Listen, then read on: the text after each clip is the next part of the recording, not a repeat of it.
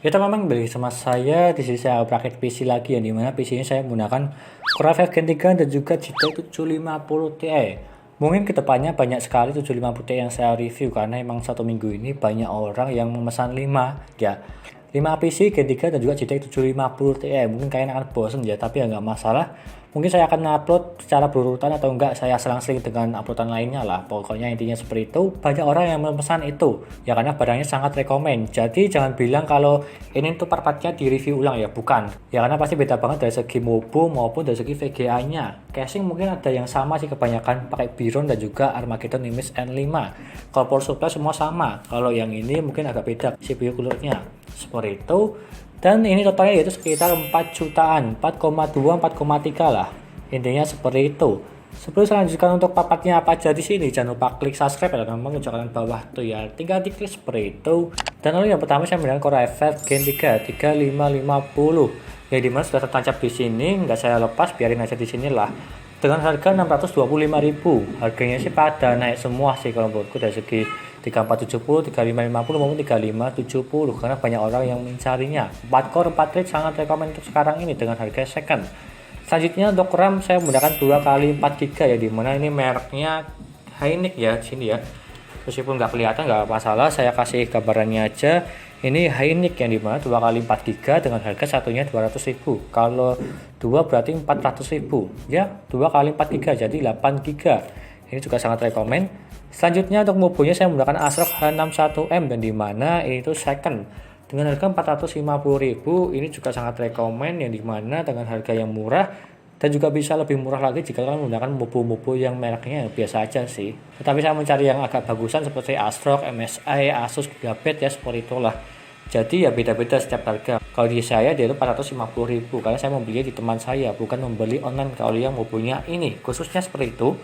Mungkin jika ada suara kayak gergaji itu baru saya renov ya rumah saya, jadinya saya loskan aja karena emang saya harus cepat-cepat karena banyak yang harus direview saat ini. Selanjutnya untuk VGA saya menggunakan GTX 750 Ti mereknya Zotac Dual Fan dengan harga 1.450.000. Kalau sekarang mungkin naik ya. Emang ini sangat sulit dicari untuk GTX 750 Ti berbagai macam lah. Jadinya ini sangat goib kalau sekarang. Meskipun ada harganya sangat mahal sekali 1,6 1,7 untuk saat ini. Jadi tidak worth it jika kalian membeli 1,5 1,6 sih. Lebih baik ke GTX 1050 itu lebih worth it dengan harga secondnya 1,8. Itu ya lebih worth it ya daripada GTX 750 Ti yang paling hype saat ini. Selanjutnya saya menggunakan SSD RX 7 yang dimana harganya sangat murah sekali sekarang ini 120 GB. Yang penting pakai SSD meskipun mobil kalian tidak support SATA 3. Tapi dari segi perbedaannya dengan harddisk sangat beda sekali. Meskipun memakai SSD, jadinya wajib pakai SSD untuk saat ini. Ini harganya sangat murah sekali sih, 250 lah. Selanjutnya untuk harddisk, untuk penyimpanannya yang kedua saya menggunakan harddisk 500 GB mereknya Seagate. Ini second ya, tapi ya random sih mereknya. Ada yang Toshiba, Seagate, Asus dan juga yang lainnya. Dan ini harganya 160.000, harganya naik untuk saat ini. Untuk harddisk second lah, bisa dibilang seperti itu. Selanjutnya untuk power supply saya menggunakan flash player yang dimana 450 watt Blackshare. Ini dari dulu sampai sekarang saya memakai ini karena saya juga punya banyak stok di belakang. Ada 5 stok untuk saat ini ya. Jadinya kenapa saya tidak memakai power supply lainnya? Kalau menurutku dengan harga murah yang bagus ini adalah rekomennya. Yang dimana dia sanggup mengangkat ini lah 750 Ti lah. Jadi ini sangat rekomen dengan harga 350.000. Harganya juga naik untuk saat ini yang ini first player-nya. Selanjutnya saya menggunakan ini Deadcool S8 Mini yang dimana untuk mendinginkan Core i5 3550. Apakah rekomen atau tidak? Kalau menurutku sangat rekomen. Yang dimana jika dibandingkan dengan stok cooler Intel ini lebih bagus. Yang dimana harganya ini sekitar 100 ribuan lah, 115 sampai 120 ribu untuk harganya ini. Jadinya ini sangat rekomen lah. Deadcool S8 Mini sangat rekomen. Selanjutnya untuk casingnya saya menggunakan Keep Gaming Biron. Mungkin kedepannya saya juga memakai ini terus ya casingnya ya, karena memang banyak orang yang memasang ini dengan harga murah, sirkulasi udaranya bagus dan juga ini sangat rekomen sekali untuk casingnya Keep Gaming Biron. Yang dimana harganya 340.000 sampai 350.000 untuk saat ini. Kalau dari saya sih 350.000 kalau nggak salah, harganya semua ada di pojok sini. Karena emang ongkirnya emang menambah sih, jadinya saya tambahkan juga aja tapi nggak masalah. Tetap terbilang murah dari semuanya ini sekitar 4 jutaan ya.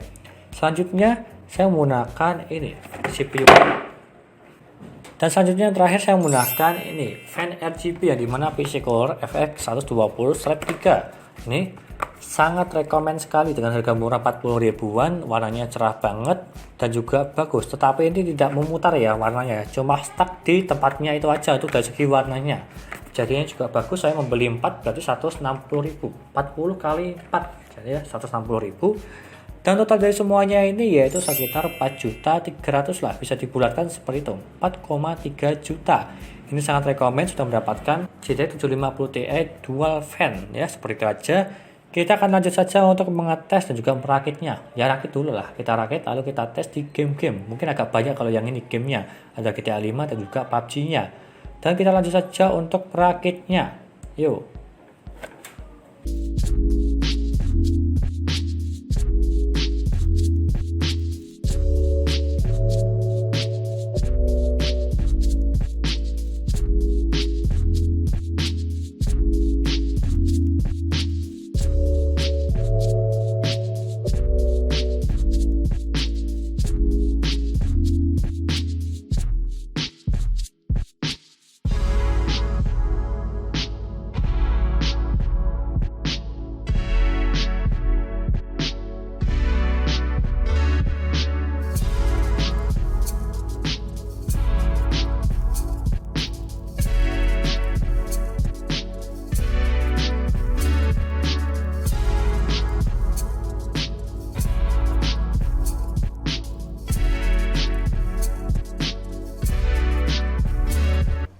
Dan lalu yang pertama saya mengetes untuk booting Windows-nya, dimana saya menggunakan RX 7 untuk SSD-nya.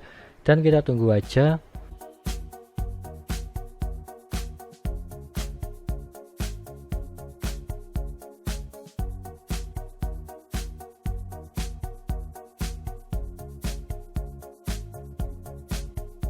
Dan dia mendapatkan 19 detik. Kalau menurutku sih terbilang cepat ya, karena ini SSD SATA 3 maksimalnya 25 detik lah kalau terbilang cepat lah. Jadinya ini rekomen untuk bootingnya.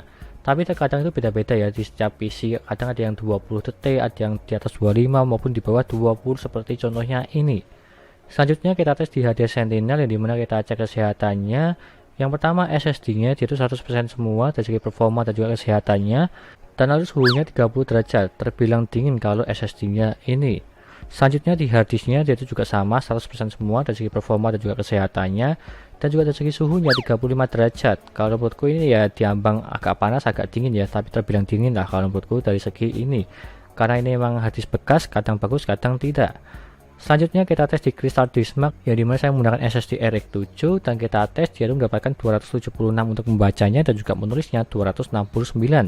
Kenapa tidak sampai ke atas 400? Karena memang hubungannya tidak support SATA 3, jadinya terbatas di bawah 300 seperti ini. Dan selanjutnya di HP monitor kita tes suhunya, yang dimana saya menggunakan Deepcool S8 mini, yang dimana untuk suhu minimalnya mendapatkan 41 derajat dan juga suhu maksimalnya mendapatkan 69 derajat. 41 derajat terbilang agak panas sih ya, karena memang di atas 40 sih, tapi biasanya di bawah 40. Mungkin gara-gara udaranya panas jadinya ke 41 sih, jadinya nggak masalah lah. Yang penting lebih baik menggunakan CPU cooler tambahan daripada menggunakan stok cooler Intel. Dan suhu maksimalnya 69 derajat, masih aman juga sih di bawah 70 derajat. Jadi saya tes di CPU di Cinebench R15 5 kali berturut-turut.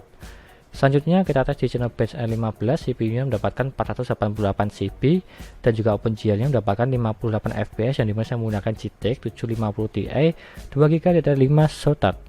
Selanjutnya untuk tes gamingnya, yang dimana GTA 5 settingan 1080p dan juga normal.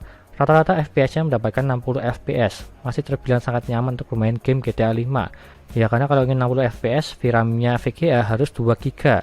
Kalau 1 GB biasanya 30 FPS, meskipun prosesor kalian apa aja ya. Kalau menurutku seperti itu. Jadi masih nyaman lah untuk bermain game GTA 5. Selanjutnya di CSGO, yang dimana settingan 1080p dan juga medium, rata-ratanya mendapatkan 165 FPS, masih sangat nyaman untuk bermain game ini. Ya karena gamenya ini masih terbilang ringan lah, jadinya masih aman untuk main game ini di atas 100 fps lah.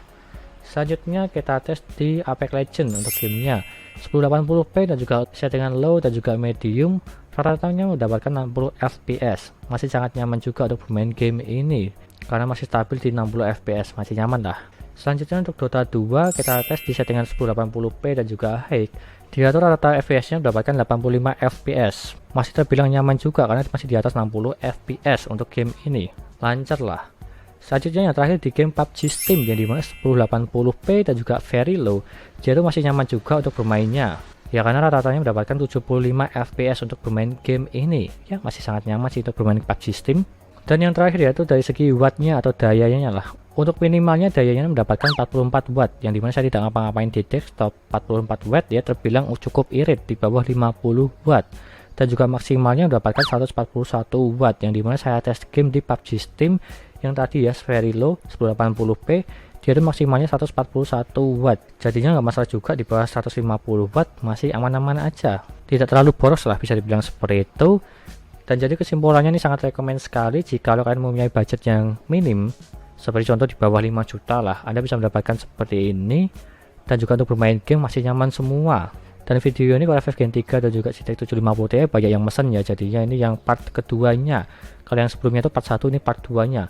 Masih ada sampai 4 part lah atau 5 part lah, tinggal Anda lihat sendiri aja besok karena banyak orang yang memesan ini. Ini sangat rekomend sekali untuk saat ini, yang dimana pada saat harga pada naik semua, termasuk prosesor maupun VGA-nya. Dan semua listnya ada di sini dan semua linknya ada di deskripsi, tinggal Anda beli aja. Semoga masih ada semua. Untuk VGA-nya juga jarang ada sih kalau ingin mendapatkan seperti ini, karena ini memang udah agak lama juga videonya. Ya seperti itu aja intinya. Terima kasih sudah menonton dan juga jangan lupa like dan subscribe. Dan nantikan video lainnya mengenai rakit PC Intel maupun AMD gaming maupun editing. Dan juga jangan lupa share ke teman-teman kalian yang ingin rakit PC. Dan terima kasih sudah menonton.